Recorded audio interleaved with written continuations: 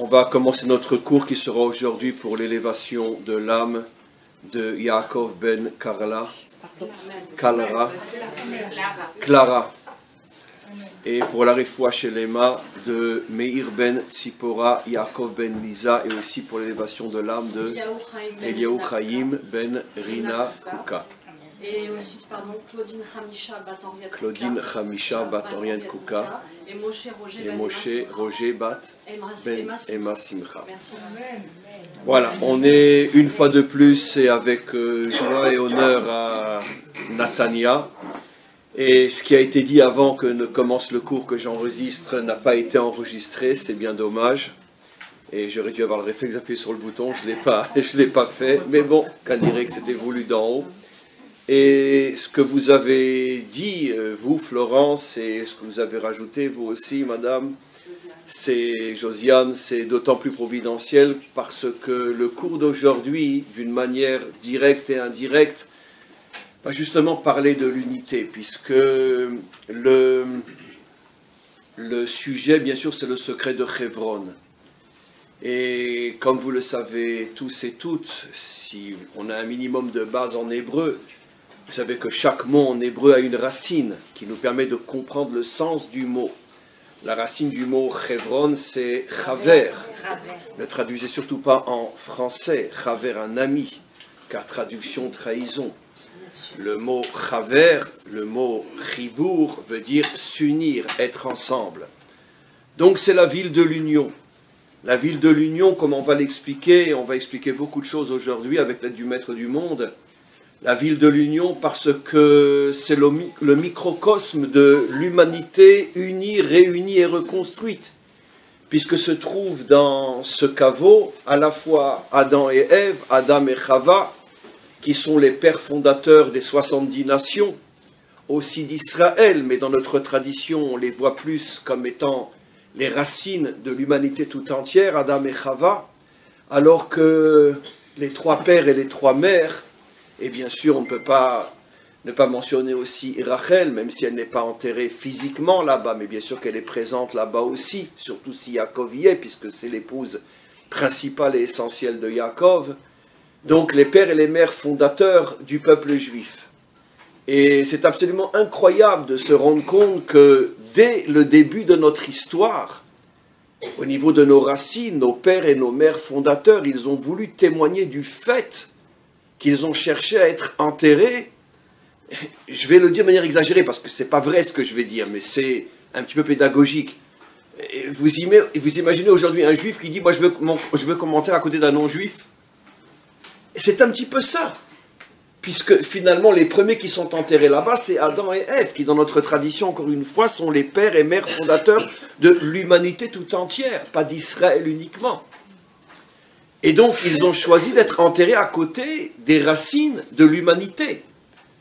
Pour bien nous faire comprendre, selon le principe « Sof ma'aseh b'machashava trila », ce qui se réalisera en fin de l'histoire est déjà inclus dans la pensée profonde, qui est d'une certaine manière le plan de l'histoire.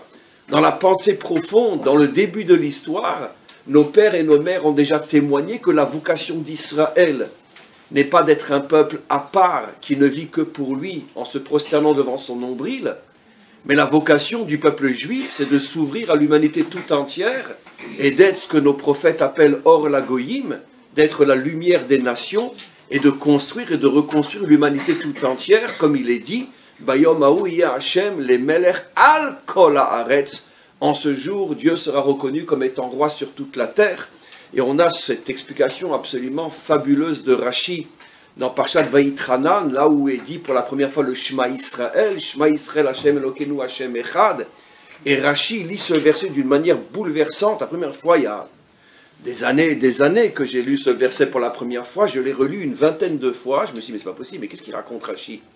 Rashi coupe le verset en deux et il le lit comme ça. Shema Israël Hashem Elokeinu. Point. Ça, c'est ce que les Juifs disent aujourd'hui. Pour l'instant, il n'est que notre Dieu. Hashem Echad, c'est ce que diront les nations au moment de la délivrance. Rashi ose dire que Hashem Echad, c'est ce que les nations diront au moment de la délivrance. Et notre mission, c'est de les amener à Hashem Echad. Donc c'est la raison pour laquelle cet endroit s'appelle Chevron, Milachon Chibour, parce que cet endroit est le microcosme de l'unité finale qui régnera pour l'éternité grâce à la délivrance finale.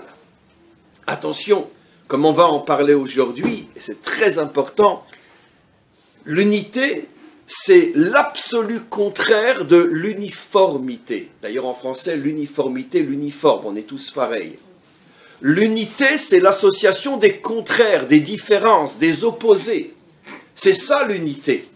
Ça veut dire que même dans le monde de la délivrance, les 70 nations ne vont pas devenir juifs. Bon, excusez-moi, c'est une bêtise que je viens de dire, parce que pour nous c'est évident. On est la seule religion au monde qui interdit le prosélytisme. Pourquoi on interdit le prosélytisme? Pourquoi? Mais par respect de l'autre. J'ai pas envie que tu sois comme moi, je ne suis pas mieux que toi. Je ne suis pas mieux que toi. Vous savez, une des plus grandes et des plus douloureuses et des plus dramatiques erreurs que notre peuple transporte avec lui depuis des millénaires, c'est que nous traduisons Am Anifrar par l'expression en français et dans toutes les langues, le peuple élu. C'est une catastrophe. Il est dit nulle part dans la Torah que nous sommes le peuple élu. Nous sommes le peuple choisi. Quelle est la différence entre être élu et être choisi? Si je suis élu, je suis le meilleur de tous. Ben oui, on élit le président, on élit le premier ministre. Dans une société où on a besoin d'élire le chef du Vaad, on va choisir le meilleur. À partir du moment où si je suis élu, je suis forcément le meilleur. Après, je vais vous révéler quelque chose. Ça ne vient pas de nous, la traduction, en vérité, élu. Ça a été en vérité introduit dans les traductions grecques par les Grecs afin de discréditer le peuple juif. Et malheureusement, comme avec l'exil, la majorité des Juifs ont oublié l'hébreu, ils se sont accrochés aux langues étrangères, et dans notre tradition, vous entendez jusqu'à aujourd'hui des rabbinim qui disent « on est le peuple élu ». Alors que c'est en vérité un mot introduit par les antisémites pour discréditer le peuple juif. Vous voyez que pour qu'ils se prennent, et c'est devenu pour nous une chose normale de dire qu'on est le peuple élu. Il n'est dit nulle part qu'on est élu, qui signifie supérieur. Il est dit qu'on est un peuple choisi. Choisi, ça veut dire que quoi? Donnons un exemple très simple. D'accord? J'ai deux fils. L'un va choisir d'être médecin, l'autre va choisir d'être avocat, ou d'être informaticien, ou d'être plombier ou électricien. D'accord? Et chacun va être un as dans son métier. Est-ce que l'informaticien, même s'il gagne 100 fois plus que l'autre fils qui est électricien, est-ce qu'il est mieux que l'électricien? Bon, dans ce langage, dans le monde occidental qui nous a complètement pourri le cerveau, on pourra peut-être dire que oui, puisque la grandeur est fonction aussi de ce que tu gagnes. Mais parlons entre gens honnêtes. Très bien, il a un métier qui fait qu'il gagne plus. Mais tu sais, mon fils électricien, lui, il n'a pas de problème de shlom bayit. Mais alors l'autre, l'informaticien, si tu savais le problème de shlom bayit qu'il a, donc lequel est le mieux? Celui qui gagne plus ou celui qui est bien avec sa femme? Vous comprenez? Évidemment, très bien. Donc, on est un peuple choisi, c'est-à-dire que Hachem nous a confié une mission. Mais choisi ne veut pas dire être élu. Parce que le mot élu signifie qu'on est le meilleur, puisque c'est nous qui avons été élus, et pas les autres. On est un peuple choisi, c'est-à-dire qu'on a une mission sur terre. Et notre mission, elle est définie par nos prophètes, entre autres, en minuscule résumé. Or, la goïm. Notre mission est de transmettre la lumière d'Hachem aux nations. C'est notre mission. Comme la mission d'un médecin, c'est de soigner. La mission d'un bon avocat, c'est de sauver quelqu'un qui est dans la difficulté. La mission d'un bon électricien, c'est de ramener la lumière quand tout a sauté. D'ailleurs, si déjà, alors on devrait dire dans un langage moderne, nous avons été choisis pour être les électriciens du monde. Voilà. Pas les informaticiens, bien qu'on ait la capitale de la start-up, mais en vérité, notre boulot, c'est d'être des électriciens. D'amener la lumière partout où les plombs, ils ont sauté dans le monde entier. Voilà, on est des électriciens, rien de plus. Voilà. Comment? Pardon? Voilà, et on a énormément besoin d'électriciens aujourd'hui, c'est sûr. Donc, c'est pour ça que nos pères et nos mères, qui étaient pourtant, eux, les plus grands de toutes les générations, puisque Hachem osera même dire à Moshe, dans Parashat Ve'ara, combien je regrette la disparition des pères et des mères. Regardez les premiers versets de Parashat Ve'ara, la deuxième dans le Sefer de Shemot, regardez ce que dit Rashi. Combien je regrette. Et Hachem dit à Moshe, tu leur arrives même pas à la cheville. Ça c'est 2 mois, mais c'est le sens de ce que dit Rashi. Tu leur arrives même pas à la cheville. Chaval al de Avdin. Combien je pleure la perte des pères et des mères. Donc eux, c'est sûr, ils ont un témoignage signé d'Hachem lui-même, comme quoi c'est les plus grands de tous. Même plus grands que Moshe. Et pourtant, ils ont choisi de se faire enterrer à côté des racines des 70 nations. Parce qu'eux ne se prenaient pas pour la cuisse de Jupiter. Ils ne se prenaient pas pour le peuple élu. Ils se prenaient pour des humains qui ont une mission. Et cette mission ne fait pas de moi quelqu'un de plus grand que les autres, car chacun a sa mission. Voilà. Mes amis, si c'est vrai, quand ça concerne les non-juifs, à combien plus forte raison à l'intérieur du peuple juif? Qui a le droit de dire « je suis plus juif qu'un autre » C'est absolument impossible. Parce que là aussi, je n'ai pas commencé mon cours, hein, je ne suis que dans l'introduction.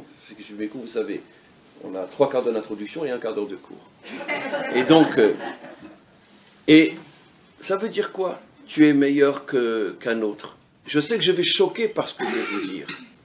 Et je suis encore que dans l'introduction. Mais je vous pose une question. Vous avez un couple religieux qui va divorcer. Vous avez un couple qui mange kasher les méhadrines et qui mange à Kippour. Lequel des deux est plus grand? On ne peut pas juger. Non, je parle d'un couple athée qui mange à Kippour, mais ils ont une vie de couple et une vie familiale. Ouah.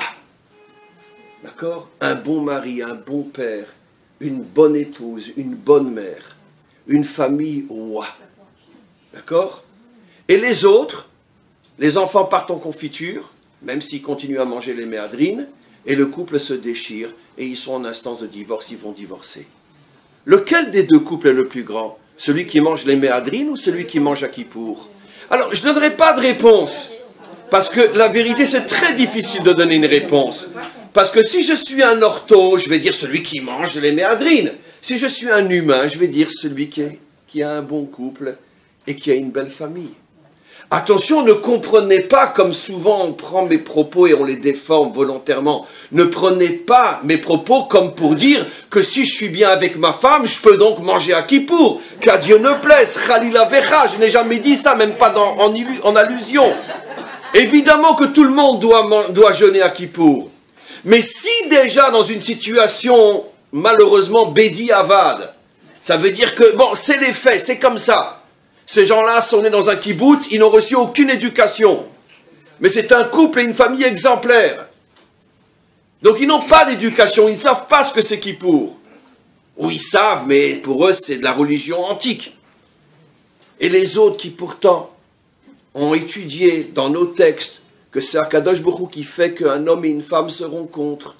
C'est lui qui décide de la rencontre entre deux êtres. Ça veut dire que si je divorce, ça veut dire que je suis en train de dire « Oh bon Dieu, tu t'es trompé ». C'est ce que je suis en train de dire. Pas forcément. Il peut y avoir un péché, on peut être marié pour un certain temps avec quelqu'un. Et c'est Hachem lui-même qui demande le divorce. Je sais que je suis rentré dans un champ de mine. D'accord. Et j'ai déjà sauté plusieurs fois. Mais, je ne veux pas rentrer dans ce détail, madame. Mais je dirais, et ça englobe énormément de choses, qu'il n'y a que 2 raisons au monde pour lesquelles c'est un devoir de divorcer.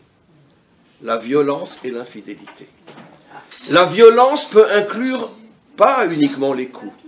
La violence, ça peut être la violence psychologique, la violence verbale, la violence dans le sens que je ne m'intéresse plus du tout à toi, je te laisse seul, crever dans ton coin. Donc, la violence, qui est beaucoup plus grave quand elle est mentale et psychologique que physique, et l'infidélité. Ces 2 raisons-là, si on a essayé de réparer et qu'on voit qu'on n'arrive pas, alors dans ce cas-là, oui, il faut divorcer. Donc, il y a malgré tout des normes qui, oui, justifient le divorce, pour aller dans votre sens. Je rajouterai juste qu'aujourd'hui, au moins 80% des divorces, ce ne sont que pour des raisons qu'on n'a pas travaillé sur ces midotes, on n'a pas travaillé chacun sur soi et on n'arrive pas à s'entendre comme ça va être le cours. C'est 90% surtout qu'aujourd'hui 90% des divorces, c'est entre 20 et 30 ans. Ça veut dire que ce sont des gens qui n'ont même pas commencé à travailler sur eux. Mais bon, c'est un autre sujet, je l'ai simplement mentionné comme ça. On va revenir maintenant sur Hebron.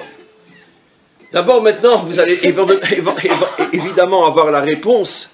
J'aurais dû commencer par cette question, mais bon, la Providence a voulu que je commence différemment. Donc vous oubliez tout ce que j'ai dit, je vous pose une question.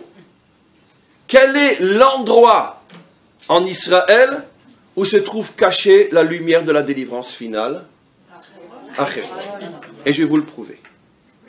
Vous savez, d'abord, pour mieux comprendre ma question, pour mieux comprendre la réponse, vous savez que la terre d'Israël s'appelle Eretz HaChaim. Et vous savez que c'est la seule terre au monde qui s'appelle la terre de vie. Elle est vivante, cette terre, c'est-à-dire qu'elle dégage des énergies, comme un homme vivant. Nos maîtres comparent la terre d'Israël même à un homme, avec un cerveau, avec des yeux, des oreilles. Dans le Hari HaKadosh, il explique où sont les yeux de la terre d'Israël, où est la bouche, où est le nez, où est le cœur de la terre d'Israël? Jérusalem, bien évidemment. C'est le cœur, bien évidemment. Et où se trouve le cerveau de la terre d'Israël? Svat, en haut. Très bien. Donc, chaque partie, ça explique aussi la raison pour laquelle les tribus ont été dispersées à différents endroits et pas mélangées, parce que chaque tribu a un ophi, a un tempérament, a un caractère qui correspond à cette connexion avec cette partie de la terre qui va faire que cette tribu va encore mieux développer. Par exemple, une tribu qui est, on pourrait dire, plus intellectuelle qu'une autre, va se retrouver dans le nord. Une tribu qui est beaucoup plus sensible, qui est beaucoup plus au niveau du cœur, va se retrouver à Jérusalem ou dans la région de Jérusalem, etc., etc. Voilà. Et donc, ce sont deux exemples. Mais, Hachem a caché la lumière de la délivrance finale, qui se dévoilera avec le Mashiach. Il l'a caché quelque part en Eretz Israël, et c'est bien sûr, vous l'avez deviné, à Hebron. À Hebron se trouve la lumière de la délivrance finale. Et je vais vous le prouver. Commençons par Adam. Adam lui-même et Ève, où ils sont nés d'après notre tradition? Ils sont nés à Jérusalem. Rachi explicite au début de la Torah. Ils sont nés, je préfère dire, ils se sont dévoilés. Parce que toute la Torah, c'est des codes, des métaphores. Surtout ce récit-là, il ne faut pas le prendre à la lettre. Mais peu importe, celui qui veut, il le prend, ce n'est pas mon problème. Mais en tout cas, au niveau de la métaphore, l'histoire d'Adam et Ève a commencé à Jérusalem. Rachi explicite. Donc finalement, ils ont vécu toute leur vie en Eretz Israël. Pourquoi ils décident d'aller s'enterrer à Hebron? Et je vous remontrerai la même chose avec Ruth. Ruth, on va le revoir, a vécu toute sa vie où ça? Elle a vécu très vieille Ruth. Elle a dépassé les 100 ans de loin. Elle a vécu jusqu'à l'âge de son arrière-arrière-petit-fils, Shlomo. David était son arrière-petit-fils, Shlomo était son arrière-arrière. Elle l'a connu, et Rachi explique qu'à chaque fois que Shlomo rentrait dans le palais et on lui demandait de s'asseoir sur son trône, il disait « Tant que mon arrière-arrière-grand-mère n'est pas assis sur ce trône qui est à côté de moi, je ne m'assis pas. » Il avait un tel respect pour Ruth. Très bien. Et donc Ruth venait, tant qu'elle pouvait encore, elle s'asseyait sur le trône et après seulement Shlomo s'asseyait sur le trône. Pourquoi? C'était la reconnaissance.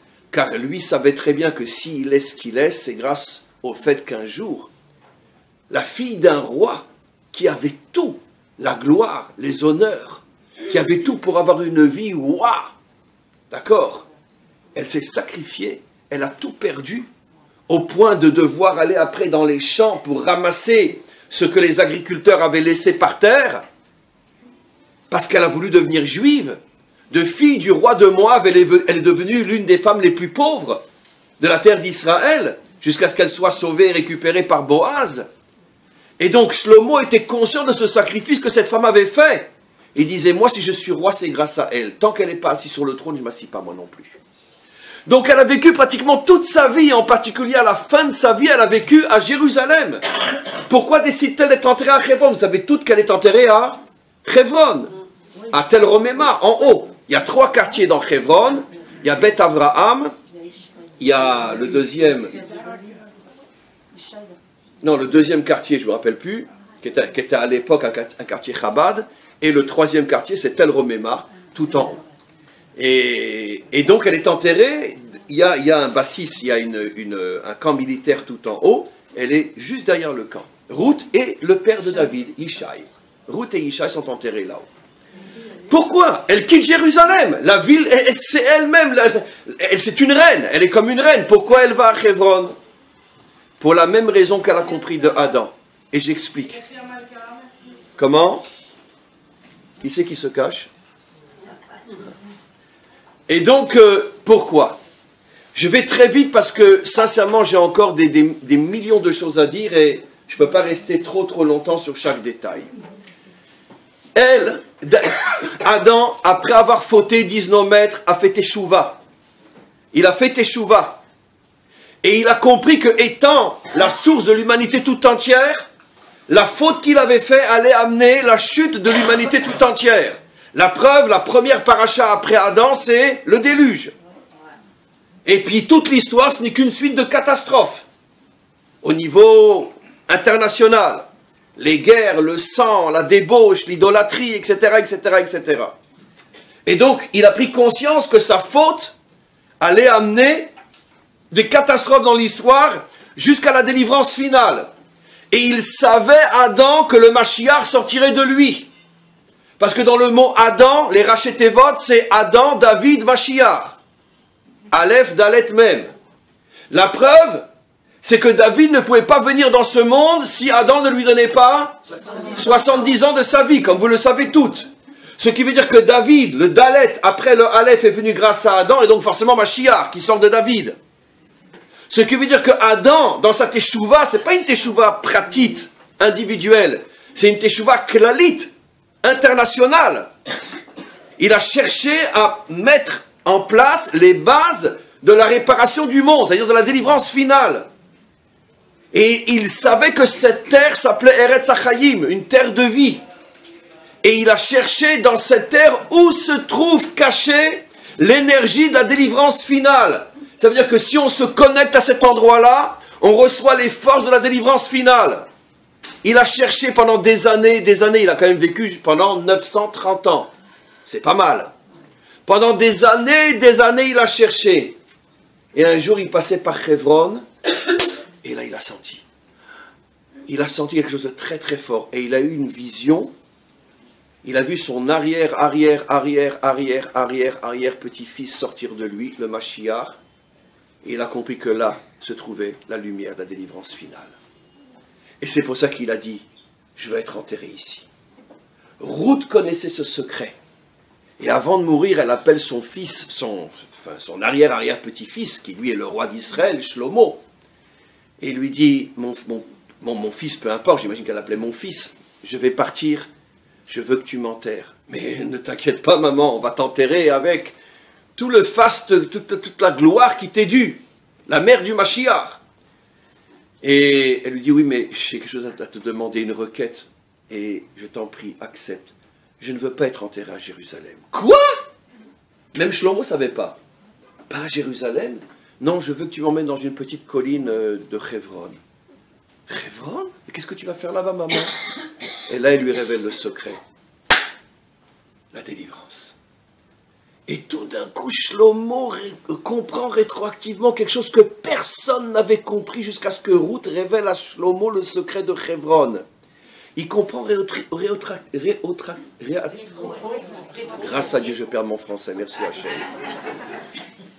Il comprend les Mafréa,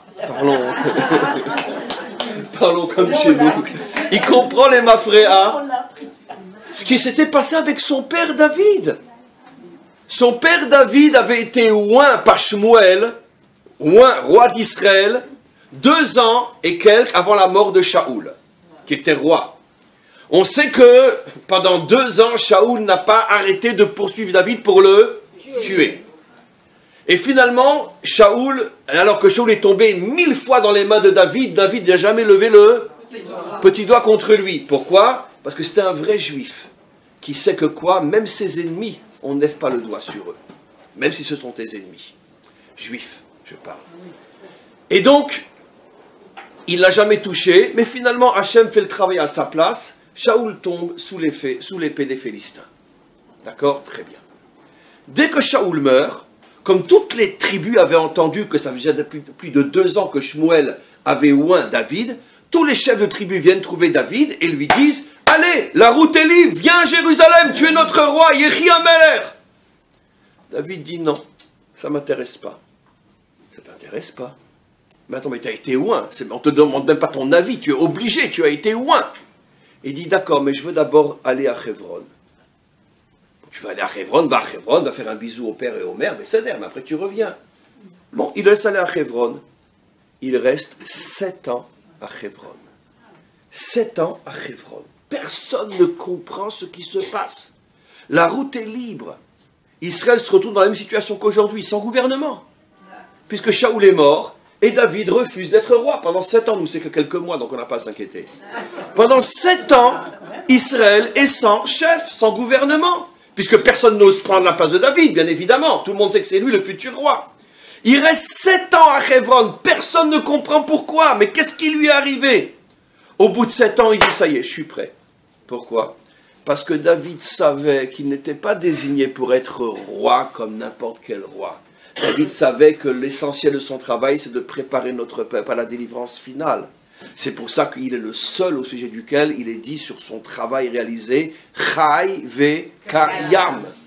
Ce que a réalisé David est vivant et présent jusqu'à aujourd'hui. Et donc, automatiquement, il avait besoin d'aller chercher les forces de la délivrance. Où il les a trouvées? À Hebron. Quand Ruth dit à Salomon, à Shlomo, je vais t'enterrer à Hebron, tout d'un coup, il comprend rétroactivement. Mais alors, c'est pour ça que papa, il est resté 7 ans à Hebron. Pour préparer la délivrance du peuple juif. Voilà. Donc, c'est extraordinaire. Maintenant, vous savez que ce Shabbat, c'est Shabbat Chayei Sarah. Et vous savez que des dizaines de milliers de juifs et de juifs vont se retrouver, j'y serai aussi, Bezrat Hashem, vont se retrouver à Hebron, à Chayei Sarah. Ça, c'est aussi un signe éminent qu'on est en train d'approcher la délivrance finale. Parce que c'est pas évident à Hebron de venir par milliers, etc. D'abord, il n'y a pas où loger tellement. Et puis bon, c'est pas non plus un endroit extrêmement touristique et facile. Malgré tout, on est quand même en plein milieu d'une population hostile. Et vous avez des dizaines de milliers, surtout des jeunes, qui viennent de tout le pays. C'est ceux qui, vraiment, il faut le voir pour le vivre. Et comme précisément dans notre génération, parce que notre peuple est en train de sentir que c'est de là-bas que sortira la délivrance finale. C'est de Hebron. C'est de Hebron. Et ce qui va se passer, c'est la chose suivante. Le Mashiach se dévoilera dans le Tzafon. Il descendra après à Tibériade. Ce n'est pas de moi, c'est le Rambam et le Ari Akadosh. Et après, il descendra vers Jérusalem. Mais il passera d'abord par Hebron. C'est à Hebron qu'il se dévoilera comme Mashiach. Et après, il remontera sur Jérusalem. Hebron est la ville de la délivrance finale. Pourquoi maintenant? Pourquoi? Alors là maintenant, je commence le cours. Pourquoi? Comme on l'a dit, Hebron vient milachon chibour, être unis, être ensemble. Et l'unité doit d'abord commencer à l'intérieur de notre peuple, avant de pouvoir la diffuser ailleurs. Puisque c'est à nous de montrer l'exemple. À nous. Et pourtant, ça fait 2000 ans qu'on est en exil. À cause de quelle faute? Sinatrinam, la bagarre entre nous. Ça veut dire l'absolu contraire de ce pourquoi on a été créé. C'est pour ça que quand j'entends aujourd'hui que quelqu'un dit on est le peuple élu, j'ai vraiment envie de prendre un pot de chambre et lui mettre sur la tête. Je dis c'est pas possible. Mais attends, je comprends pas. On est l'absolu contraire de ce que tu es en train de dire. Puisque nos maîtres nous disent clairement que c'est parce qu'on se haïssait les uns les autres, qui est tout le contraire de notre mission, d'apporter l'unité dans le monde. Bayomaoui Hashem Echad. Comment tu oses dire qu'on est le peuple élu? Prouve-le d'abord. Montre-moi en quoi on est véritablement un peuple uni. Montre-le-moi. Mais pour l'instant, ceux qui sont à droite restent à droite. Hein, et surtout, pas de copains à gauche. Ceux qui sont à gauche restent à gauche. Et surtout, pas de copains à droite. Ça fait des mois qu'on le voit ici. On va faire un gouvernement d'union, mais attention, hein, sans concession. C'est la phrase qu'on entend depuis des mois. Gouvernement d'union sans concession. Et ils sont tous dans le même sac. De gauche à droite et de droite à gauche. Comment tu veux faire de l'union sans concession? Donc, on continue. L'union, Ça veut dire quoi? Comme j'ai expliqué, c'est le contraire de l'uniformité. Et le contraire de l'uniformité, ça veut dire quoi? Et là, je vais peut-être vous étonner et vous choquer, mais comprenez bien ce que je veux dire, parce que c'est la vérité vraie. Et c'est pour ça qu'elle est tellement difficile à comprendre et à accepter. La délivrance finale, ce n'est pas une union où seront ensemble des gens de droite avec B'Tselem ou Shovrim Shtika. Où seront ensemble des Haridim avec des gens, des Juifs qui mangent du porc à Kippour. Évidemment que le peuple juif ne va pas rester comme ça, évidemment que non. Le problème, c'est comment qu'on arrive à un peuple où il n'y aura plus B'Tselem et Shovrim Shtika, si vous savez qui sont ces mouvements-là, qui sont des mouvements terriblement antisémites et antisionistes, et anti-juifs, même si ce sont tous des juifs. Comment qu'on y arrivera à cette situation où ceux qui aujourd'hui mangent du porc à Kippour, il y en a encore malheureusement, d'accord? Parce que malheureusement ils n'ont pas eu d'éducation, pratiquement aucun d'entre eux c'est par choix délibéré, évidemment. Mais, même s'il y en a un ou deux, mais peu importe, peut-être qu'ils ont eu des grandes épreuves dans leur vie, des grandes souffrances dans leur vie. Je peux comprendre aussi, je peux comprendre que quelqu'un qui sort d'Auschwitz, il dit « donnez-moi du porc, je vais montrer au bon Dieu qui je suis ». Je peux comprendre qu'un homme qui a laissé sa femme et ses 11 gosses, il sort d'Auschwitz, la première chose qu'il veut c'est du porc. Je peux le comprendre. Je peux le comprendre. D'accord? Moi j'ai une tante, par exemple, d'accord, qui a laissé toute sa famille à Auschwitz. Eh bien, elle a survécu, et après la guerre, jusqu'à l'âge de 17-18 ans, ses enfants ne savaient même pas qu'elle était juive. Elle a caché à ses enfants qu'elle était juive. Elle ne voulait plus entendre parler des juifs. Une sœur à mon père. C'est mes parents qui leur ont appris à mes cousins germains qu'ils étaient juifs. Parce que c'est arrivé une histoire folle. Ils étaient une fois, parce qu'ils sont en Amérique, ils étaient une fois en vacances chez nous, on était en France, et tout d'un coup, la fille, elle a commencé à dire des propos antisémites à la maison. Ah, c'est youpin de miel! Bon, mes parents savaient qu'ils ne savaient pas qu'ils étaient juifs, mais ils ne pouvaient pas imaginer à ce point qu'ils étaient antisémites. Ah là, mon père, il a explosé. Parce qu'il était dans la même situation que sa sœur. Il les a réunis dans le salon. Je me rappelle, nous, on était très jeunes, mon frère et moi, on était dans un petit coin. Et elle s'appelait Annick, la fille. Elle dit, Annick, tu sais que t'es une youpine? Elle dit, mais arrête de m'insulter, papy, tonton. Et il lui raconte toute l'histoire. Mais moi, ça, je peux comprendre. Je peux comprendre qu'une fille qui a perdu son père, sa mère, ses frères, ses sœurs, qui a vu des atrocités, elle dit, mais c'est quoi? Où il est le bon Dieu? Je peux comprendre. Et je n'irai pas l'insulter si elle mange du porc à Kippour, comme c'était le cas de ma tante, qui mangeait du porc à Kippour. Pourquoi je ne l'insulterai pas? Parce que je ne suis pas passé parce qu'elle est passée. De quel droit j'ai le droit d'ouvrir ma bouche? Mais la Torah dit, il ne faut pas manger du porc à Kippour. Mais tu as été à Auschwitz, toi? Alors de quoi tu parles? C'est ce que nous disent nos maîtres, c'est pas du Dinovitch, nos maîtres nous disent Al tadun et chavrecha achetagia limkomo. Mais comment on oublie des enseignements pareils? Ne juge pas quelqu'un avant d'avoir traversé ce qu'il a traversé. Tu as vécu ce qu'il a vécu, tu sais ce qu'il a vécu. Peut-être qu'un jour il rentrait chez lui, il était à l'extérieur en affaires, il était traditionnel plus ou moins. Et puis il n'a pas dit à sa femme, il lui fait une surprise, il a raccourci son voyage d'affaires. Il rentre une semaine avant, il rentre chez lui sans faire de bruit, il veut vraiment étonner sa femme, et il la trouve dans sa chambre avec quelqu'un d'autre. Mais ça arrive des millions de fois sur Terre. Vous imaginez? Après il prend sa kippa, il la fout à la poubelle, et il dit attends. Alors nous après on va le juger, on va dire, oh vous avez vu ça, hein? Comme il se comporte? Mais attends, mais toi si tu avais vécu la même chose, tu sais comment tu aurais réagi? Une femme que tu aimes plus que ta propre vie, tu veux lui faire la surprise, tu es revenu avec un gros diamant, tu lui fais la surprise de revenir une semaine avant, tu te trouves avec quelqu'un d'autre dans sa chambre. Évidemment qu'il a pété un câble, le bonhomme. Mais ne le juge pas. C'est ce que nos maîtres nous disent. Al tadun et travrecha, je peux vous assurer, mes amis. 99,9% de ceux qui mangent du porc à Kippour ont tous vécu ou des drames terribles dans leur vie, ou n'ont pas eu du tout d'éducation, ils ne se rendent même pas compte qu'ils fautent. Donc on ne peut pas les juger. C'est un crime, on se comporte comme Daesh, on se comporte comme des djihadistes. Quand on dit celui-là, on dira Kaddish après, ou on dira pas Kaddish après. Mais tu es quoi? Tu es un djihadiste? Mais qui tu es? Qui tu es? Qui tu es? Qui tu es?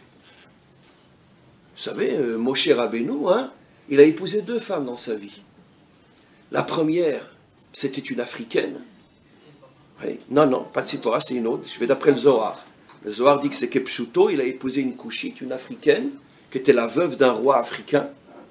Et la deuxième, c'était Tzipora, la fille du pape de Rome. Bon, c'était un pape protestant. Il était marié. La fille du pape de Rome, c'est Rachi qui le dit, c'est pas moi. Mais vous imaginez, l'homme qui nous a donné la Torah épouse la fille du pape. Mais vous comprenez ça, nous on le lit, mais on lit la Torah comme on lit Astérix, on ne le vit pas ce qu'on lit. Mais vous comprenez, mais que l'homme qui est le symbole de l'ultra-orthodoxie va épouser la fille du pape. C'est pas Yitro? Oui, Yitro, sur lequel on dit qu'il était le pape idolâtre du monde entier, c'est pas de moi, c'est Rachi. La fille du pape, du plus grand idolâtre de la terre, je ne sais pas. Très bien, elle va se convertir, d'accord, Besséder.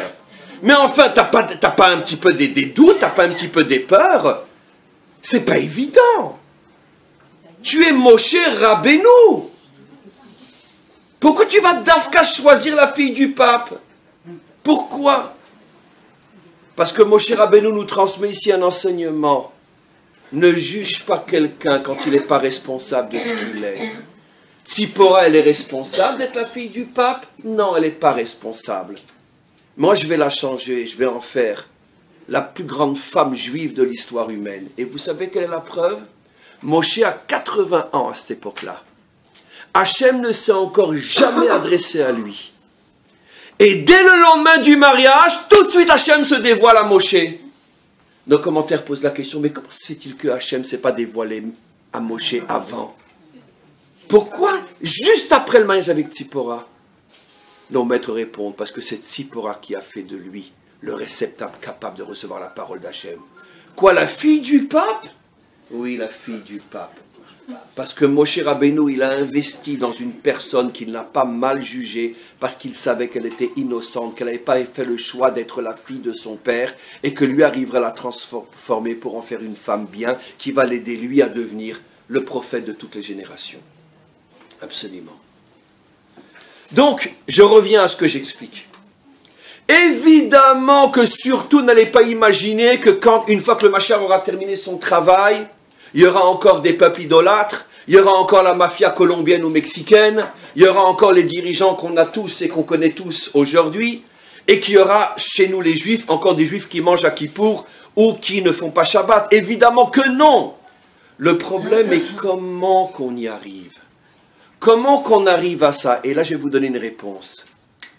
Aucun homme sur terre, y compris le Mashiach, n'a la possibilité de ramener ceux qui sont, je parle de tous ceux qui sont loin, les ramener à Dieu. C'est impossible.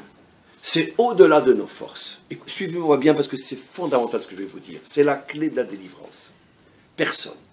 Personne ne peut. Oui, je peux ramener 10, 20, 30, 50 juifs, 1000 juifs, 2000 juifs à la Torah, très bien, etc. Mais c'est impossible de ramener tout le monde. C'est impossible. Alors qu'est-ce qu'Hachem il attend de nous? Il attend de nous la chose suivante. Mettez de côté vos idéaux.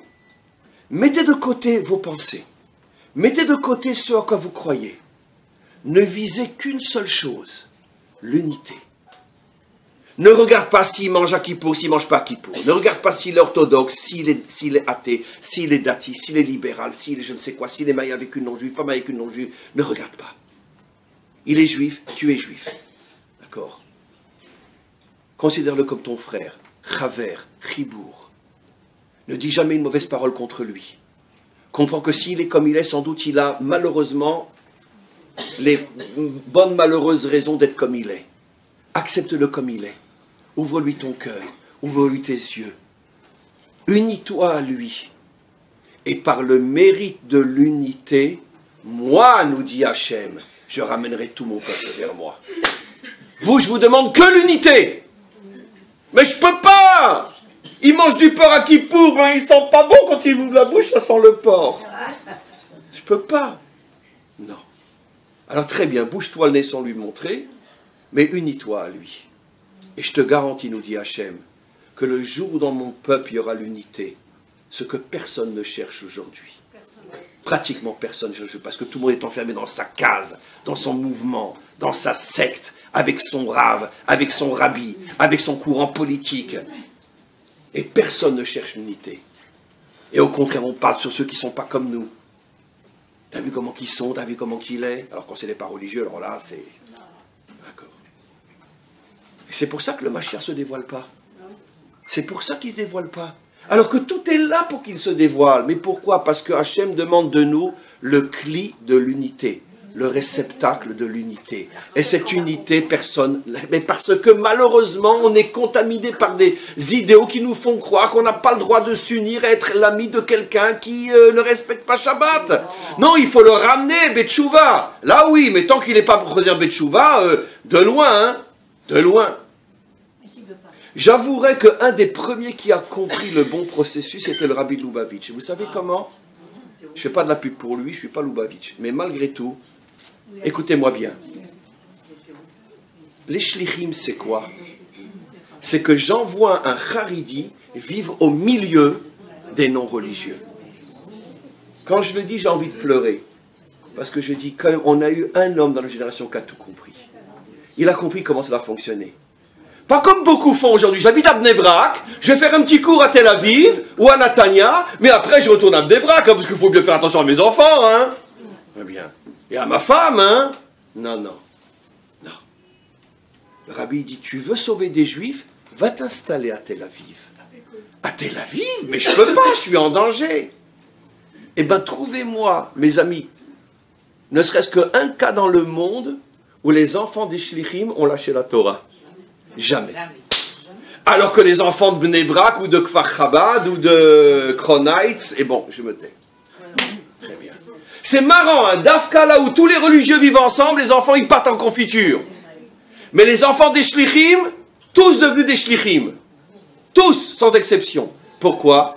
Parce qu'ils sont protégés par Hachem. Ceux qui vivent entre eux ne sont pas protégés par Hachem. Même s'ils croient que c'est une protection. Celui qui dit, moi je veux sauver mes frères. Je veux sauver mes sœurs. J'accepte de m'installer à Dizengoff, en plein Tel Aviv. Et Hachem lui dit la chose suivante. Tu sais quoi? Toi, tu t'occupes de mes enfants. Moi, je m'occuperai des tiens. Voilà. Toi, tu t'occupes de mes enfants. Moi, je m'occuperai des tiens. Mais celui qui veut s'occuper, lui, de ses enfants, Hachem lui dit, tu vas voir, tes enfants, ils vont te péter à la figure, tu vas voir. Et qui n'est pas passé par là? Ça, c'est la vision prophétique du Rabbi, mais que malheureusement, rares sont ceux qui l'ont suivi, à part les shlichim. De nous faire comprendre que l'unité de notre peuple dépend du fait qu'on doit être tous ensemble, tous mélangés. Vis là où sont ceux qui mangent du porc à Kippour. Et tu verras que non seulement ta femme et tes enfants seront protégés, mais tu vas faire des milliers de Baal Teshuva et tu vas préparer la délivrance. Ça, c'est le grand, grand message qu'on doit avoir du Rabbi. Rien que pour ça, on ne peut pas s'arrêter de dire merci à Hachem de nous avoir donné un homme pareil, qui nous a ouvert les portes de la vérité vraie. Voilà comme ça que ça fonctionne. Mais, malheureusement, la majorité ne suit pas cet exemple-là. Et ils vous diront, mais parce qu'il faut faire attention, c'est dangereux, c'est ci, c'est ça, machin, etc. Ouais, très bien. Ok. On continue. On a jusqu'à quelle heure? Il est midi moins 5. 30. Ah, très bien. Alors on a encore un petit moment. Vous me suivez, ça va? Vous ne dormez pas? Très bien. Okay. C'est impossible de faire le travail des shlichim si on n'est pas attaché à un maître comme le Rabbi. Parce que sinon, on se perd nous-mêmes. C'est vrai qu'on a peur. Je suis d'accord. Il faut être au niveau d'être attaché au Rabbi à ce niveau-là pour donner sa vie et aller dans un endroit et faire tout le travail. Mais si on va là-bas et qu'on ne fait pas le travail et qu'on ne fait rien, on se fout en l'air. J'accepte à 100% ce que vous dites. C'est le complément indispensable à ce que j'ai dit. Effectivement, il fallait le dire. Ne peut s'installer seul avec une famille au milieu de gens qui ne respectent rien que quelqu'un qui a une Torah vivante en lui parce qu'il a un maître d'une force absolument incroyable et parce que lui est attaché à la Torah d'une manière incroyable. Ça, c'est sûr. Mais malgré tout, vous remarquerez que dans la majorité des cas, plus quelqu'un il a la Torah forte en lui et plus il s'éloigne de ce genre de milieu. C'est exactement le contraire. Je raconte souvent une histoire dans mes cours qui est tellement extraordinaire. Ce sont deux Marzirim Betchouva qui se rencontrent. Deux personnes qui s'occupent de ramener des gens à la Torah. Alors le premier, il dit à l'autre, « Ouah, tu sais ce qui m'est arrivé la semaine dernière? Elle dit, dis-moi bravo. » Quoi? Tu t'imagines? Un taillasse de matos grave, un pilote d'avion de chasse, je suis arrivé à le sortir de son avion et je l'ai rentré au kollel. Tu te rends compte?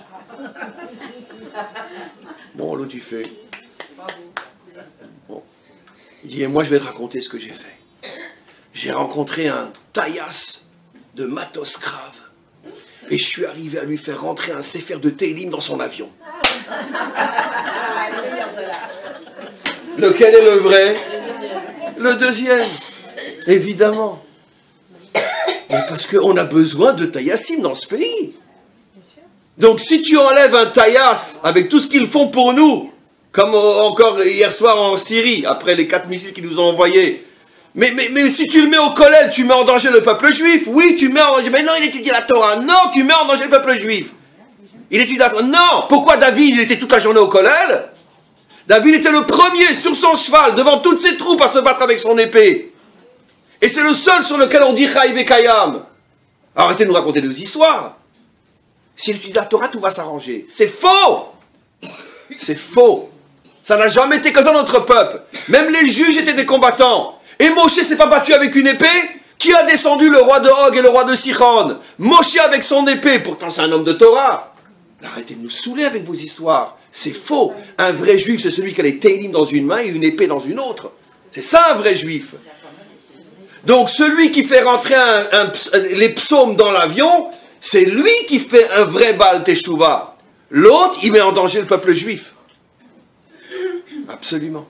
Mais aujourd'hui, la majorité ne pense pas comme ce que je dis, évidemment. Mais c'est comme ça, la vérité. On continue. Maintenant... Il n'a pas eu le scoop de construire le temps, à cause de ce côté guerrier. Donc, oui, mais là aussi, madame, vous êtes un petit peu victime de la manière dont vous l'avez expliqué. Non.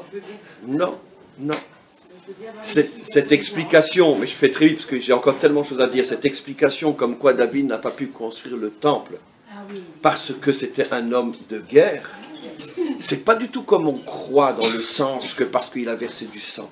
C'est pas du tout ça. La véritable explication c'est parce que comme le temple est censé être le modèle qui beiti bet tefila ou les chola amim, et ça a toujours été le cas même dans les deux temples, que des millions de goyim venaient, il y avait même un endroit pour eux, comme s'expliquait dans le Talmud, etc. Et surtout le troisième temple sur lequel il est dit qui beiti bet tefila yikare les chola amim, ma maison sera une maison de prière pour tous les peuples, ça sera la capitale mondiale de la spiritualité au moment de la délivrance, sera le troisième temple.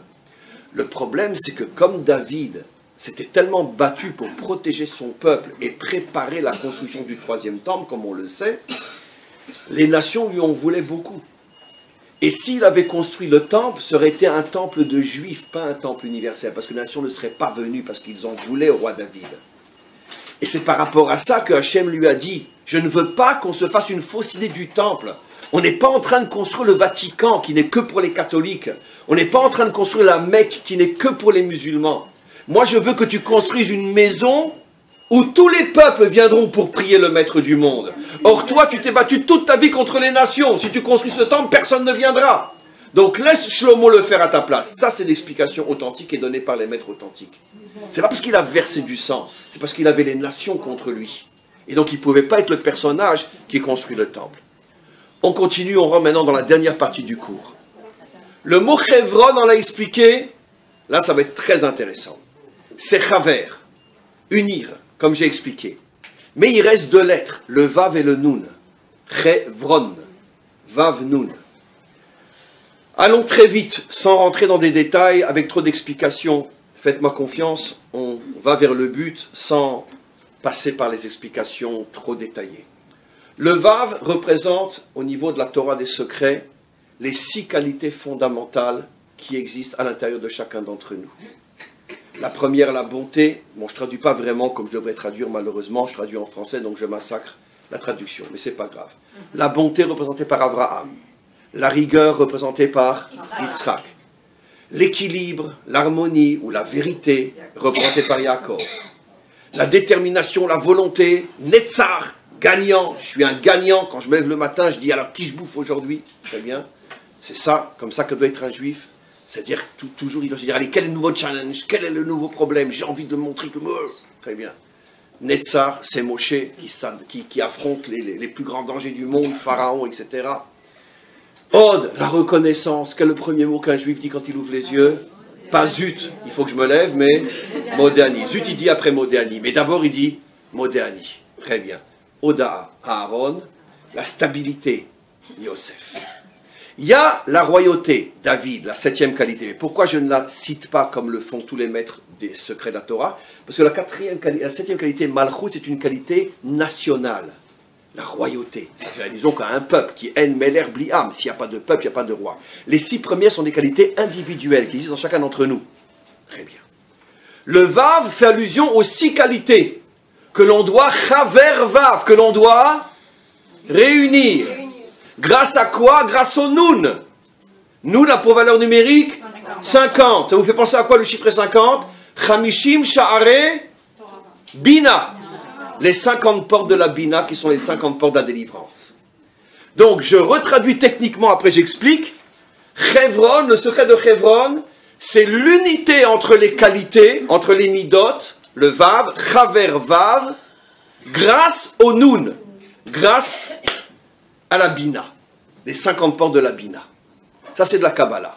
Maintenant, expliquons-le d'une manière simple. Ça veut dire quoi?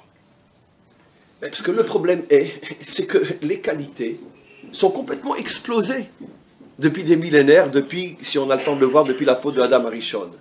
Pourquoi? Parce que ceux qui ont une nature libérale, ceux qui aiment la démocratie, ceux qui aiment l'ouverture et la tolérance, ne supportent pas le système russe ou chinois. Très bien. Parce que moi, mon caractère, mon tempérament, c'est d'être bon, libéral. Si je suis russe et que mon tempérament, c'est la rigueur, la sévérité, d'accord? Je n'arrive pas à supporter ces occidentaux, ces malades mentaux qui ouvrent leurs frontières à tout le monde et que tout le monde il est beau, tout le monde il est joli, etc. Non. Quelqu'un a raison, quelqu'un a tort? Non. Les deux ont raison, les deux ont tort. Chez nous aussi, il y a Abraham, d'accord, qui à l'âge de 100 ans, le 3e jour de la circoncision, alors qu'il est en danger de mort, et parce qu'il vient d'être circoncis, et parce que Hachem lui sort un soleil à mourir dehors, il voit au loin 3 bédouins qu'il prend pour des idolâtres qui se prosternent à la poussière de leurs pieds, pas des libéraux, eux c'est des anges à côté, des gens qui se prosternent à la poussière de leurs pieds, et il court pour aller les accueillir dans sa maison. Un taré mental, c'est vrai. Oui, parce qu'il se met en danger de mort. En plus, Hachem est descendu de tout en haut pour aller lui rendre visite, et il dit à Hachem, écoute, tu me saoules, attends un instant, j'ai plus important à faire. Et on apprend de lui que recevoir des nécessiteux chez soi, c'est la vraie traduction au rime, pas des voisins, c'est plus important que d'être avec Hachem et de lui parler. 100 ans circoncis en plein mois d'août à midi. En plus qui? Pas des anges. Lui, il les voit comme des idolâtres qui se prosternent à la poussière de leurs pieds. D'accord? Ça, c'est... Alors, les Havdil al-Fe Havdalot, si je donne un exemple moderne, le monde occidental. D'accord? C'est, d'une certaine manière, l'ouverture sans limite. Très bien. Ok. Mais, dans le monde occidental, il y a aussi les Russes, les Chinois, et pire encore. Ils ont tort? Non. Parce que nous aussi, on a Yitzhak. Et Yitzhak, un homme de rigueur, un homme qui ne montre rien, complètement introverti, il ouvre sa porte à personne. C'est pas mal, il faut aussi parfois la rigueur. Regardez l'exemple. Yitzhak est celui qui va vivre le plus longtemps des 3, 180 années. 147 Yaakov, 175 Abraham. Sur Abraham et Yaakov, il y a sur chacun 3 ou 4 parachiotes dans la Torah. Sur Yitzhak, il y a quelques versets. Alors qu'il vit 180 années. Comment vous comprenez ça? Parce que lui, c'est un homme complètement introverti, il ne montre rien. Chez lui, quand il mange, chez lui à la maison, il est en face de sa femme.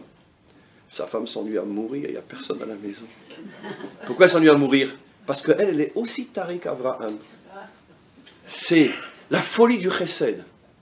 Alors elle, ça dépendait que d'elle, il y aurait 2000 invités tous les jours à la table du Shabbat. Pourquoi? D'où on sait que c'est la folie du Chesed, elle. Parce qu'avec 10 chameaux, je t'ai déjà dit 1000 fois ça, Eliezer et ses 10 compagnons, chacun son chameau, traversent tout le désert. Vous imaginez ce qu'un chameau boit après des kilomètres sans eau. Ils arrivent à Haran. Eliezer vient vers la demoiselle et lui dit « Mademoiselle, vous auriez un petit verre d'eau, s'il vous plaît ?» Et cette folle, elle répond « Un verre d'eau? Mais moi, je vais donner à boire à tes 10 chameaux !» Pendant que les 10 jouent au cheshbesh et fument la narguila. Donc, une tarée du chesed. Mais c'est normal, parce que lui, Yitzhak, c'est un taré du din, donc il lui faut une tarée du chesed. Comprenez pas mal ce que je dis, c'est de la pédagogie, bien sûr, mais vous avez tous compris. Très bien. Et ça, on va en reparler dans quelques instants.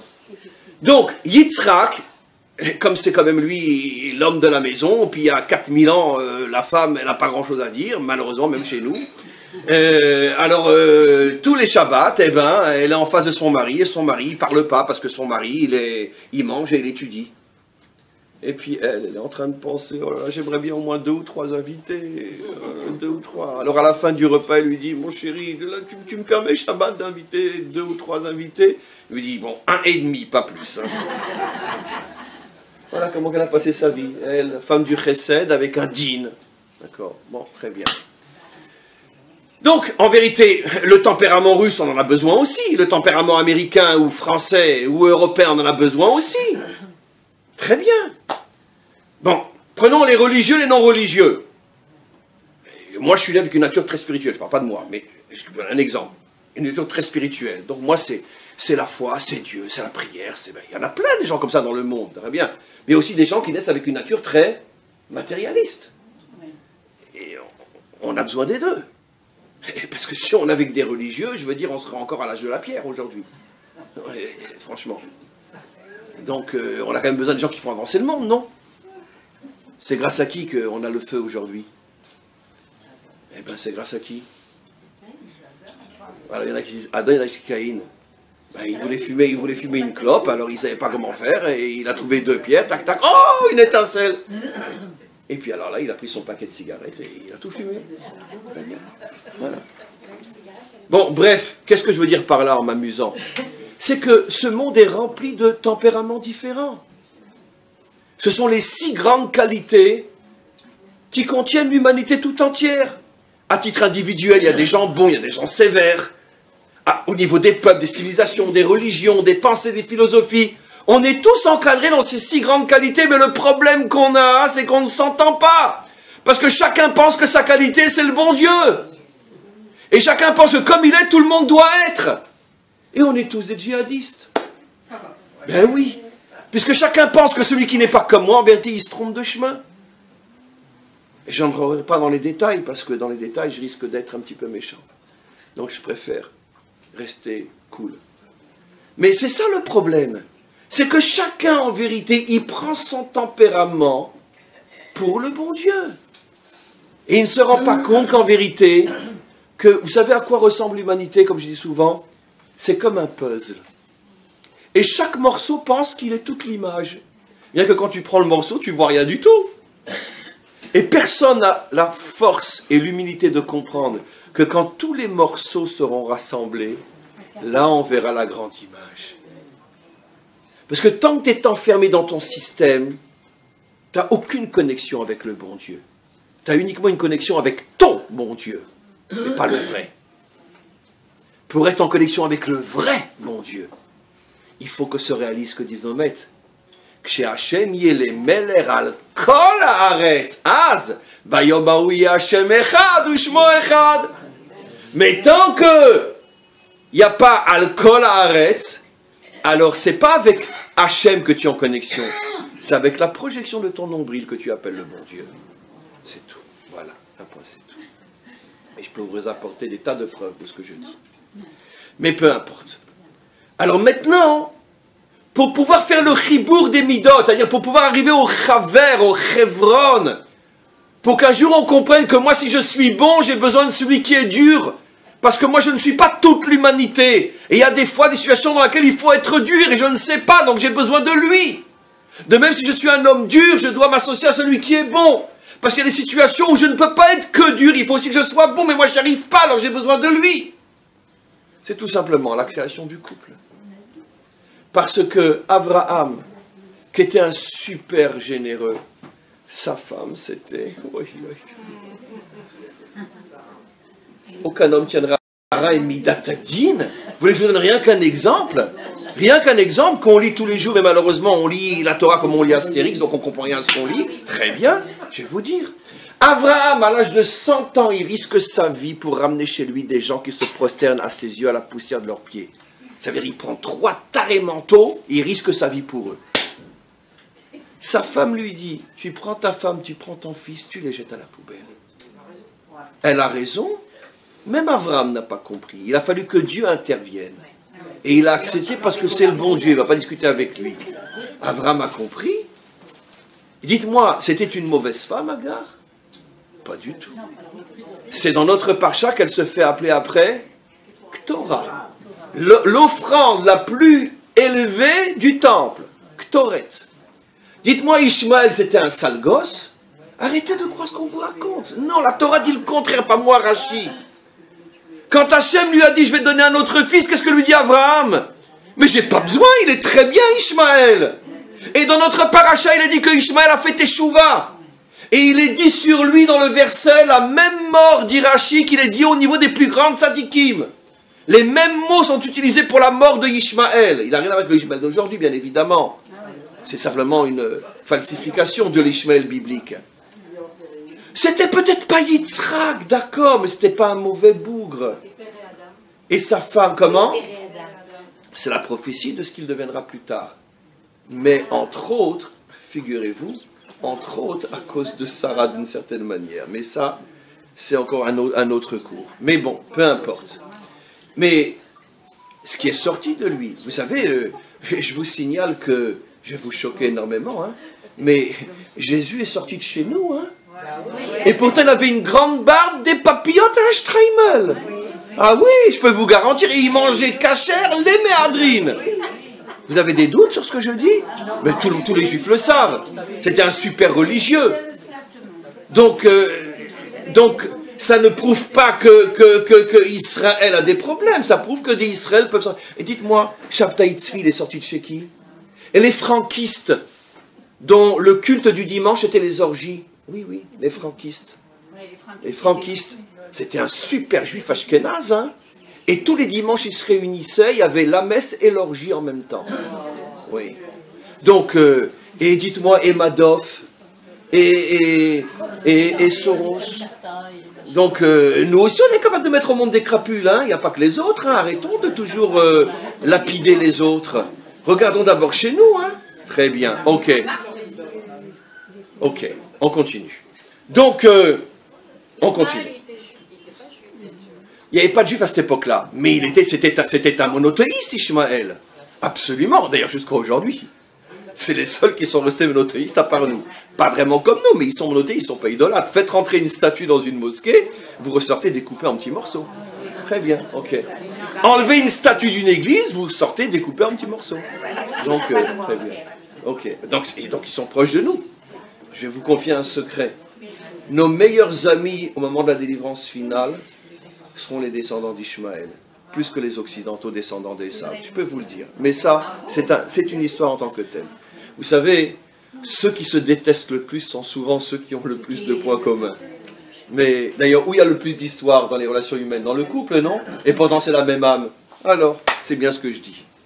Mais c'est un autre sujet. Je ne vais pas vous rentrer trop mes boules-balles. On a un quart d'heure, il faut absolument que je termine. Donc, on arrivera à l'unité des contraires. C'est ça le sod de Chavervav.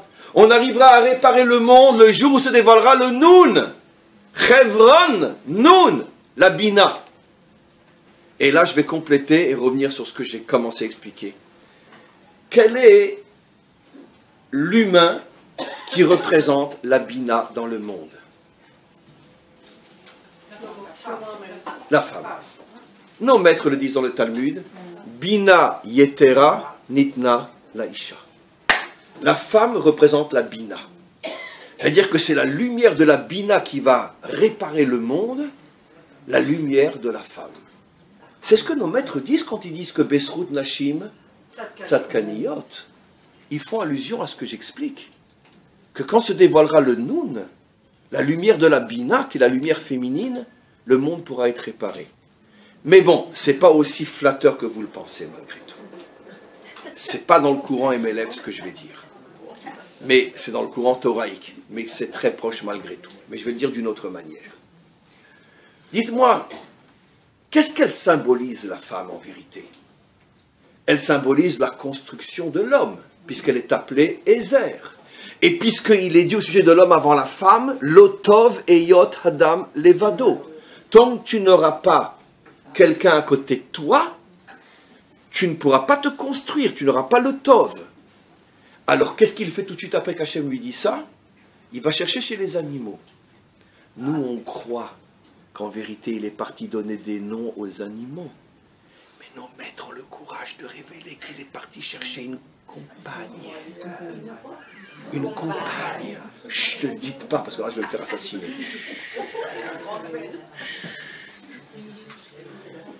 Pourquoi? Parce que comme ça, c'est une compagne qui ne va pas le déranger. Mon petit tonton vient là, qui apprend à manger, tais-toi. Chut. Oh, on rêve tous d'une femme pareille, vous imaginez? Vous allez voir qu'en vérité, c'est ce qui s'est passé. Il cherche parmi les animaux sa conjointe pour être Tov, et il ne la trouve pas. Il ne la trouve pas. Ce n'est pas de moi, c'est de Rashi, tout ce que je dis. Sauf que Rashi le dit un petit peu par allusion, mais vous verrez dans Rashi. Et il ne la trouve pas. Il revient chez Hachem, il dit, écoute, j'ai rien trouvé, hein. À quoi, je vais rester dans le patov? Il dit, abruti, t'as rien compris. Pour que tu puisses être aidé, il faut quelqu'un qui te rentre dedans. Il faut rajouter au mot Ezer, Kenegdo. Kenegdo. Contre toi. Malheureusement, toutes les traductions traduisent une aide à ses côtés. Je ne sais pas comment les traducteurs font pour à ce point falsifier notre Torah. Je ne sais pas d'où ils sortent. C'est une aide contre toi. Kenegdo. Alors, Adam, il lui dit, mais si elle est contre moi, je ne vais pas tenir le coup. Moi, je voulais un petit toutou. Alors Hachem lui dit, mais non, tu n'as rien compris. Pour qu'elle puisse t'aider à te construire, il faut que tu vives avec quelqu'un qui n'est pas comme toi. Il faut que, si tu es bon, tu dois avoir en face de toi la rigueur, Avram et Sarah. Si tu es de la rigueur, Yitzhak, il faut que tu aies en face de toi la bonté, Rivka. Si tu es au juste milieu, il faut deux femmes qui vont t'écarteler, Léa et Rachel. Pourquoi? Nos maîtres disent, parce que Léa, c'est le monde d'en haut, et Rachel, c'est le monde d'en bas. Alors, une le tire vers le haut, l'autre le tire vers le bas. Et là, tu vas devenir un homme construit. D'accord. Avram, bon, il accepte, il n'a pas le choix. Alors, Hachem lui amène Hava. Il la regarde. Il comprend tout ce qu'il va lui dire. Il dit, ma chérie, je suis fatigué, je vais dormir. C'est pas de moi, c'est nos maîtres qui posent la question. Où il était pendant que le Nachash est venu la séduire? Il dit, il dort. Et pourquoi il dort? Il n'en pouvait plus. Il est parti dormir. C'est trop, c'est trop, c'est trop. Alors, et lui, il voit que le Kenegdo, il ne voit pas suffisamment le Ezer. Il ne comprend pas que c'est le Kenegdo qui va l'aider à devenir un homme, un vrai, en vivant avec la différence. Il part dormir. Le Nachash en profite, il vient la séduire. Très bien. Après, il se réveille, et puis elle est assise à côté de lui, elle est debout à côté de lui, elle tient une pomme dans la main. Alors là, vous allez comprendre quelque chose d'absolument incroyable. Vous l'avez lu 1000 fois, mais qui l'a compris? Elle lui tend la pomme, elle lui dit, ouvre la bouche, mange. Et il mange. Ben, je ne comprends pas, mais lui, il l'a entendu directement de la bouche d'Hachem que le jour où il mange, il meurt. Encore Chava l'a entendu de la bouche de son mari, d'après certains commentaires. Bon, peu importe. Mais lui, c'est sûr, il l'a entendu directement de la bouche d'Hachem. Pourquoi il accepte de manger? Mais il préfère crever plutôt que de discuter avec elle. Mais c'est ça, c'est ça. Et j'ai dit, si je commence à me dire, non ma chérie, je peux pas, il dit, oh là là là, ce qu'elle va me faire. Mais qu'est-ce qu'il a montré à Adam? C'est quoi la faute de Adam? Et vous voulez la preuve finale de ce que je dis? Vraiment, je le dis à la française, mais tout ce que je dis, c'est Mamash Torah Hachem. La preuve finale de ce que je dis. Quand Hachem vient vers lui, dit, mais qu'est-ce que tu as fait? Qu'est-ce qu'il répond? Il dit, moi, c'est pas moi, c'est elle. Mais qu'est-ce que vous comprenez de toute cette histoire-là? C'est que la faute de Adam, c'est qu'il n'a pas accepté de se mesurer à la différence. Si ça avait été un homme, un vrai, d'accord, il aurait dit, tu sais, t'as beau être comme tu es, d'accord, mais moi je te perds pas de vue, je veux voir où tu vas, je vais pas dormir, d'accord. Et le Narash, il aurait vu ça de loin, il aurait dit, oh mince, il va pas dormir, cette andouille, mais comment je vais m'approcher de sa femme? Et il serait pas venu. Ou même s'il était parti dormir, très bien, c'est une faute en tant que telle, mais quand après elle lui aurait tendu le fruit, qu'est-ce qu'il aurait dû lui dire? Comment non? Oui non. Comment non? Oui non. Et ça aurait été les cris, les claques, les coups, un vrai couple quoi. Très bien. Mais il n'aurait pas mangé. Et c'est comme ça qu'il aurait sauvé le monde. Voilà. Donc qu'est-ce qu'on voit? C'est quoi la faute de Adam dit dans un langage de 2019, mais qui est le vrai langage? C'est qu'il avait peur de la différence. Il avait peur du Kenegdo. Il a dit, je préfère pas avoir d'histoire, tout ce qu'elle me dit, je fais. D'accord? Bah, c'est un petit peu les couples aujourd'hui dans la génération nouvelle, hein, d'accord, hein. D'accord, il rentre, le bonhomme il rentre du travail, après 8 heures de travail, il change la couche, hein, et puis elle prépare le repas, il va faire les courses, et puis nettoie le parquet. C'est un petit peu ce qui se passe aujourd'hui, hein. C'est-à-dire qu'en vérité, les hommes, c'est devenu des... J'ai dit dans un autre cours, et je le redis, parce qu'il y a des tas de thèses qui sont sorties en psychologie sur ce que je vais dire, mais ces thèses-là, les psychologues n'osent pas les sortir. 99,9% des homos dans ce monde, vous savez pourquoi c'est? Ils ont peur de la femme. C'est pas du tout des problèmes de débauche ou quoi que ce soit. Hein. Ils ont besoin d'un compagnon, mais ils se disent, je suis pas à la hauteur de vivre avec une femme, elle va me bouffer tout cru. Alors, il dit, avec un homme, je suis avec moi-même, quoi, tranquille, pépère. C'est la raison de 90%, ou allez, je vais dire 80% de l'homosexualité dans notre génération, c'est que les femmes terrorisent les hommes. Parce qu'elles ont retrouvé leur liberté. Et elles ont 2000 ans de retard, ou 3000 ans de retard, alors maintenant, oh, viens ici, change le gosse, fais le parterre, va faire les courses, prépare le Shabbat. Qu'est-ce que tu fais, toi, ma chérie? C'est pas ton problème.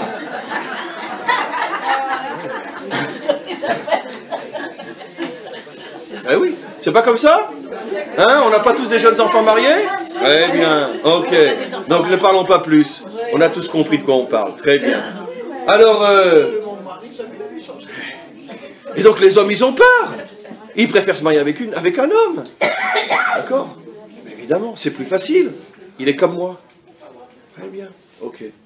Alors maintenant, on continue. C'est ça le sod de Chevron. Le secret du tikkun, il me reste 5 minutes, je vais développer encore un peu plus, c'est comprendre que tu ne peux te construire sur terre que si tu vis avec de l'opposition. Rabbi Nachman, dans l'Écouté Moharam, révèle un enseignement extraordinaire sur 3 lignes. Il dit, quand un homme a beaucoup de critiques et beaucoup d'ennemis, il doit dire merci à Hachem.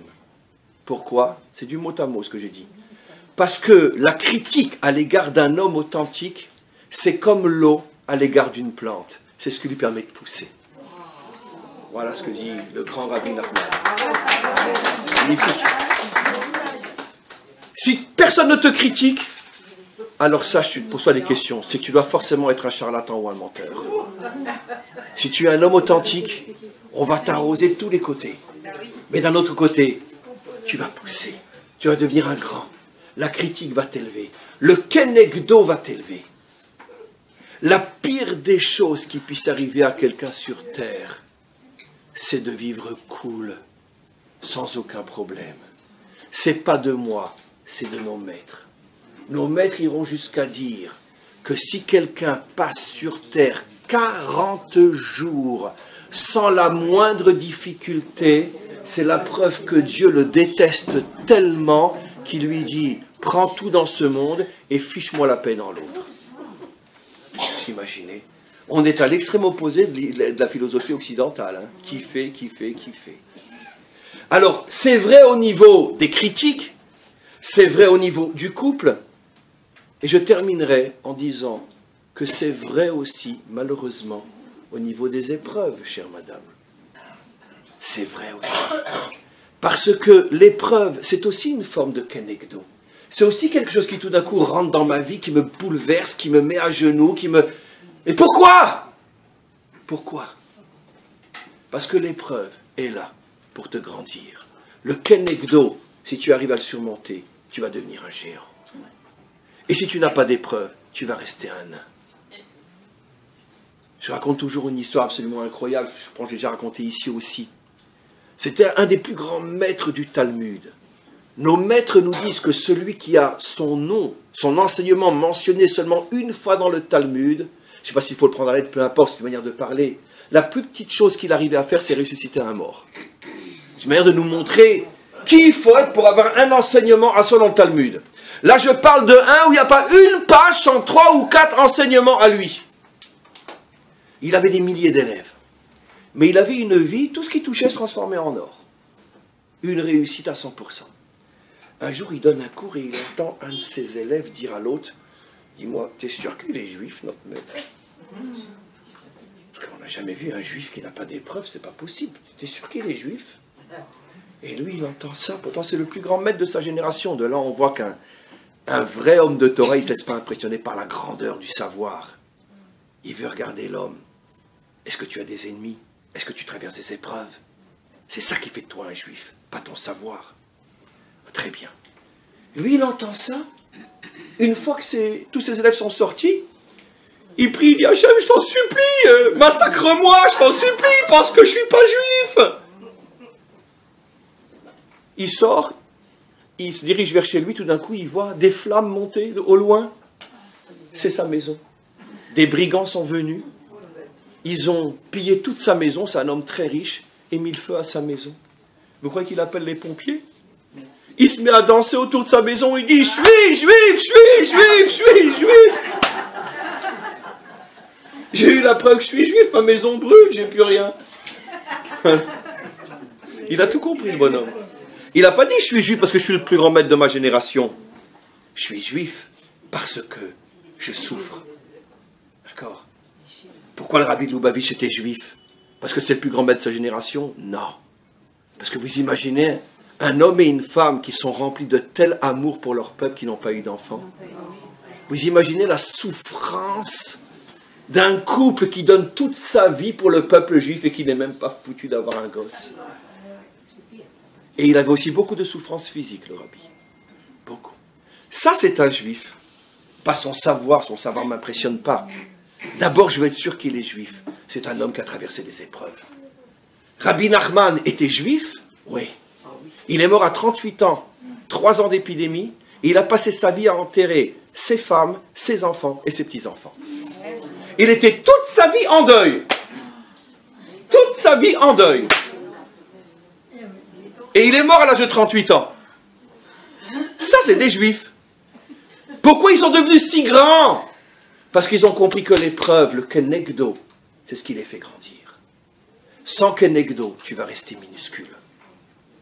Alors c'est sûr que sur le moment, le kenegdo, dans le couple, c'est pas évident. Aujourd'hui, on connaît tous la solution facile. On prépare le guet avant de donner la bague. Mais aujourd'hui, c'est ce qui se passe. On prépare le guet avant de donner la bague. Ben oui, très bien. Donc, le kenegdo féminin, le kenegdo, si je suis quelqu'un, j'ai le monde entier contre moi, comme il est dit sur le roi David. Nos maîtres disent dans le Talmud que jamais il y a eu un homme sur terre qui a autant d'ennemis et autant de gens qui l'ont critiqué que le roi David. Quand le roi David a pris l'histoire avec Bathsheba, bien qu'elle n'était pas échétiche, elle n'était pas mariée, elle était divorcée, puisque le roi David avait institué que chaque soldat, il donne le guet avant de partir, de peur que s'il ne revient pas, on ne pourra pas remarier sa femme. Elle était divorcée, elle était permise, mais bon, malgré tout, en tant que roi d'Israël, il aurait malgré tout, bon, c'était un chilul Hashem, mais ce n'était pas une avéra. Très bien. Qu'est-ce qui se passe? Le Talmud rapporte, il rentre au Beth Midrash, et dans son Beth Midrash, il n'y avait que des grands de Torah. Il le voit rentrer, il dit, maître, dis-nous, si quelqu'un il va avec la femme d'un autre, c'est quoi sa punition? Le roi David dit, mon sang, il se congelait dans mes veines quand j'entendais ça. Mais au lieu, en tant que roi, j'aurais pu sortir mon épée et tous les zigouiller. Je me contrôlais et je leur disais, celui qui va avec la femme d'un autre, il sera puni dans ce monde, mais il aura le monde à venir. Mais celui qui fait honte à quelqu'un en public, il perd et ce monde et le monde à venir. Alors la réponse du roi David, c'est pas extraordinaire? Alors qu'il est roi, qu'il aurait pu les zigouiller et les mettre en prison, il accepte parce qu'il comprend. Quand il fuit Jérusalem et que se dresse devant lui, quand son fils veut le tuer, se trouve devant lui le chef du Sanhédrin, Shimi ben Gera, et je termine par ses propos.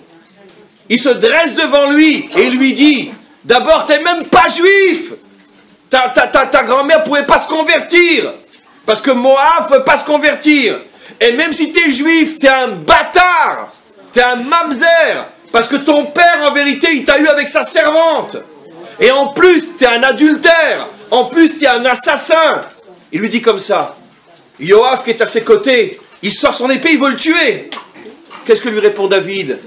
Laisse-le, c'est pas lui qui parle, c'est Hachem. Il a tout compris. Comment le rabbi est devenu le rabbi? Parce qu'il n'a pas eu d'enfant. Comment Rabbi Nachman est devenu Rabbi Nachman? Parce que toute sa vie il a enterré sa famille. Comment David est devenu David? Parce que toute sa vie ses ennemis l'ont humilié en public. Ce qui veut dire que celui qui arrive à comprendre que le Kenegdo il est pour le grandir, il ne peut que dire merci à Hachem, merci, merci. Et je termine en redisant ce que Rabbi Nachman dit. Il faut prendre tous les problèmes qu'on a dans la vie comme de l'eau qui est versée sur une plante pour nous permettre de grandir. Amen. Vechen Yeratzon.